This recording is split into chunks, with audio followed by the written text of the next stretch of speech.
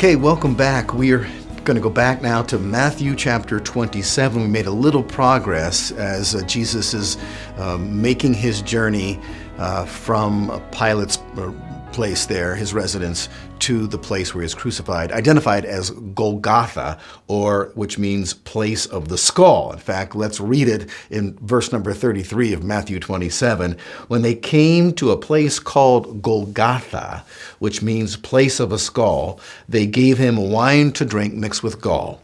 And after tasting it, he was unwilling to drink it. Now, there's a place you can go today in Jerusalem. If you've ever been blessed to take the tour of Israel, there's a debate as to, of course, the exact place where Jesus was crucified. We have the Church of the Holy Sepulchre, which is within the modern day walls of Jerusalem, a traditional site of his crucifixion and his subsequent burial.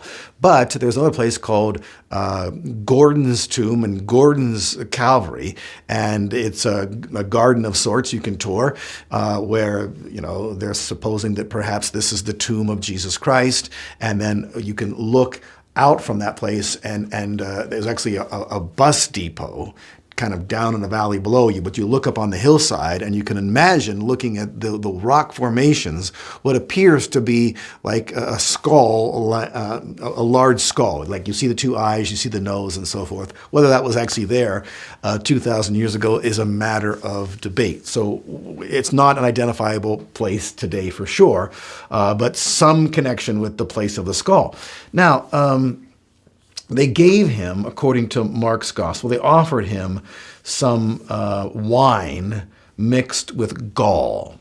And gall is apparently something that is a very bitter byproduct of the liver, as some people interpret it, and somewhat of a poison that would have stupefied Jesus to make it more bearable. If they've got him sitting down on the ground and there's the beam he's about to be impaled on with, some pretty good sized nails, you can imagine that's not something that you'd want to face without getting drugged to some degree. And that's what they were offering him here, it's thought, something to just stupefy him and make it easier for him to bear.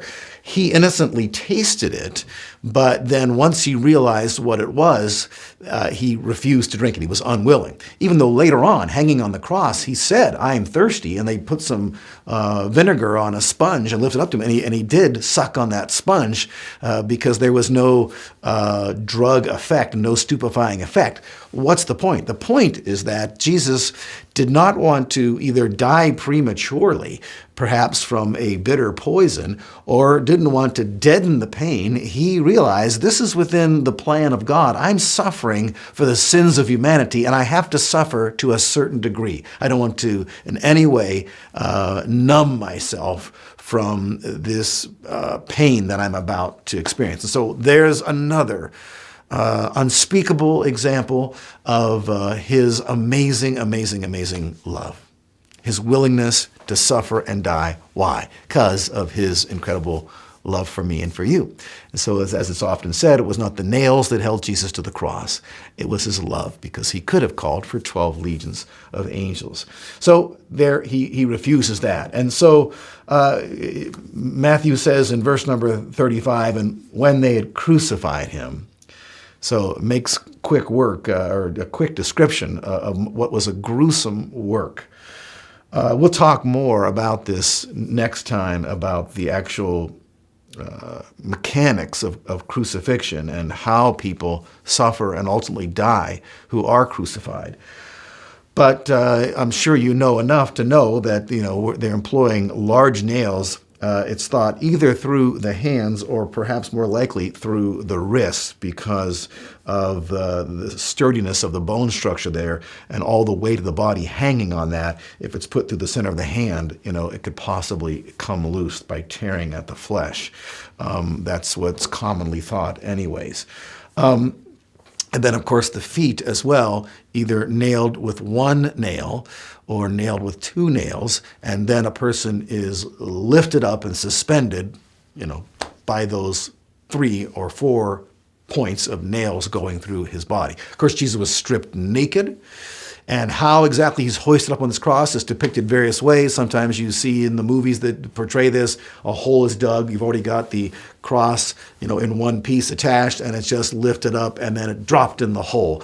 And if that's the case, that was horrible. Or you've got depictions where they've already got the vertical beam there, and then the horizontal beam, which the person is impaled upon, is lifted up by employing some ropes or pulleys or something. And then once they're at the place they need to be and that cross beam is locked in, then the feet are nailed to the bottom part. I don't know which was the case, but either way, it was absolutely a horrible, horrible way to die. And it's about 9 o'clock in the morning when this happens.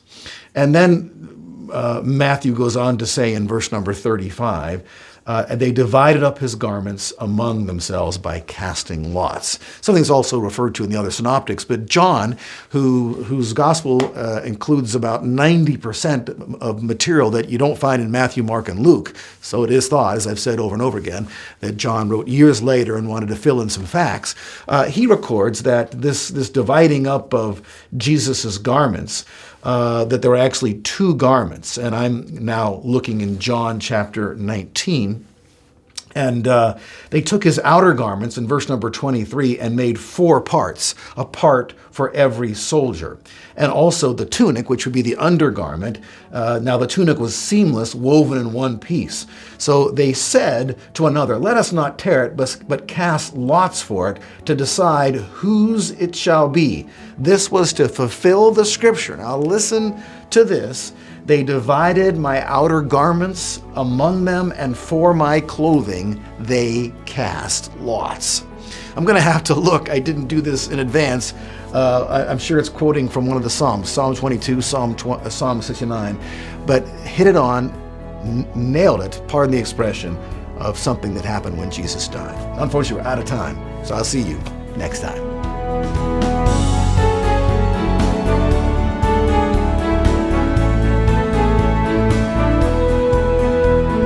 HeavenWord 7 is made possible by the financial support of viewers like you. Thank you.